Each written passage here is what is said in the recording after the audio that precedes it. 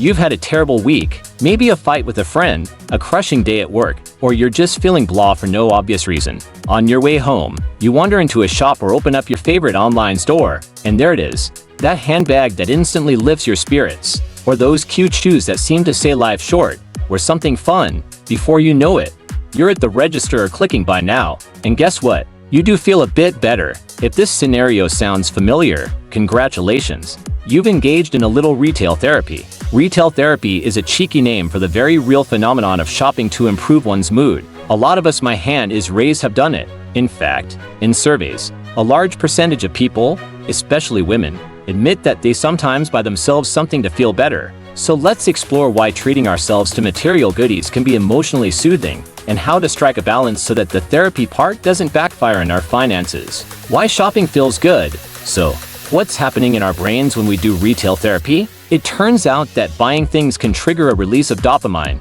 that lovely brain chemical associated with pleasure and reward. Just looking at items we like, a gorgeous dress, a cool new gadget, can be exciting. The whole process of shopping, from browsing to trying on or unboxing, is an experience. If you're feeling down, immersing yourself in that experience can distract from whatever's bothering you and replace it with a little hit of joy and excitement. There's also an element of control and achievement. When other parts of life feel out of control, maybe work is chaos or you're dealing with personal issues, choosing an item to buy is a self-contained decision where you are in charge. You pick the color, the style. The act of purchasing is like accomplishing a small mission.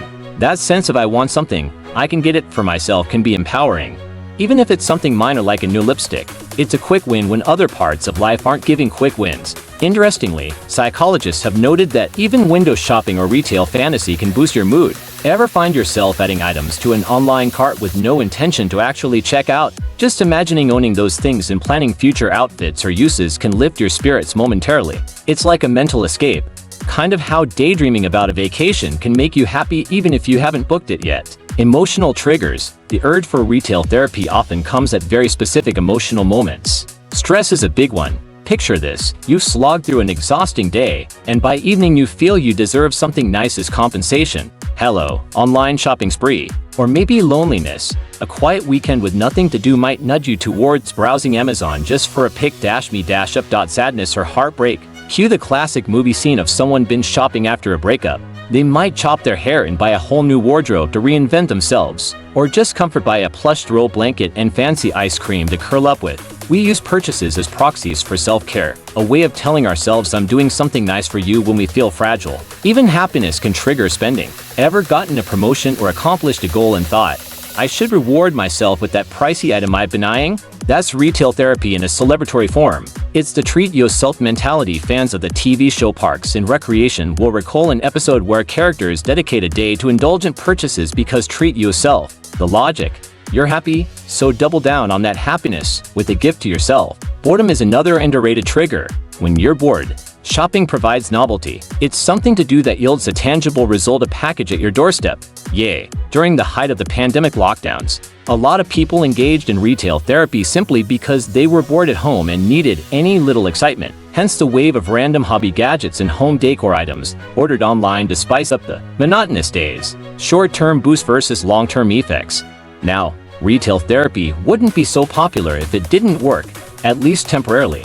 There's research indicating that small, planned purchases can indeed improve your mood and that the majority of people don't actually regret those small indulgences. So, a little pick-me-up purchase now and then? Not the end of the world, and perhaps genuinely helpful for emotional regulation. Some psychologists even argue it can be an effective short-term coping mechanism. Emphasis on short-term. The trouble comes when the high wears off. That new dress gave you a jolt of happiness when you tried it on in the store mirror, but a week later, the original problems are still there: the stressful job, the breakup, etc. And now maybe you also have a $100 less in your bank account and a dress you might not actually wear much. This can lead to guilt. Many of us are familiar with the concept of buyer's remorse. That sinking feeling when you get home and think, did I really just spend that much? Did I need this? When the emotional fog clears, if the purchase wasn't something truly valuable to you, you might feel worse than before, especially if overspending becomes dead. Now you've got a financial problem layered on your emotional problem. There's also the clutter and waste aspect. Emotional purchases often aren't well thought out. You might end up with things that don't fit your lifestyle, or you already had something similar.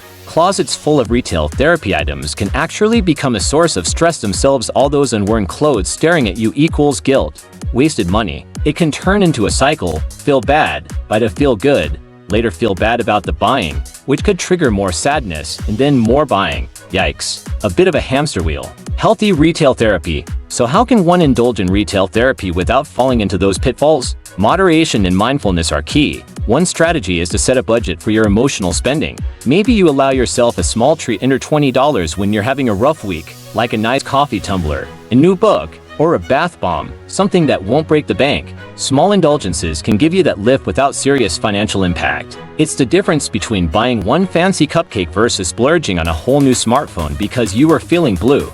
Another tip: try to focus on purchases that have some practical use or long-term value to you. For instance, retail therapy in the form of buying a new set of pens and a journal to write your feelings might actually encourage a healthy habit journaling while also giving you the newness thrill. Or if you love gardening, buying a new plant not only cheers you up but gives you ongoing enjoyment as you care for it. The idea is to align your emotional purchase with things that genuinely align with your interests or needs, so they're less likely to become regretted clutter. Being aware that you're doing retail therapy in the moment can also help you keep it in check. If you literally say to yourself, "I'm feeling stressed, so I kind of want to buy something to feel better," it activates the more rational part of your brain. You might negotiate with yourself, "Okay, I'll do it, but I'll keep it under $50 and only buy something I've actually wanted for a while." That way it's a conscious decision rather than an impulse. Maybe you even delay a purchase by 24 hours, often called the pause before purchase rule. But if it's retail therapy specifically, perhaps you decide a small immediate treat is fine, but anything bigger goes on a 24-hour hold too. See if you still want it when emotions aren't as high. Alternatives in coping. It's worth noting, retail therapy is just one coping mechanism among many, and it's not always the best long-term. Pairing it with other coping strategies can be more effective. For example, you might limit yourself to one modest purchase and then also do another mood-boosting activity like calling a close friend event, or watching a comfort movie, or going for a jog. These things can elevate your mood too, often at no cost. Some people channel the retail therapy urge into cart therapy, fill the cart, but don't actually buy. I do this with bookstore websites. Add a bunch of books to my wish list when I'm stressed. It feels productive and fun to curate that list. Even if I don't click purchase on all of them, later I can choose one that I really want. Another alternative: indulge in experiences rather than things. Instead of buying an object, maybe treat yourself to a nice coffee at a cafe or a spa day if budget allows, or just a scenic drive.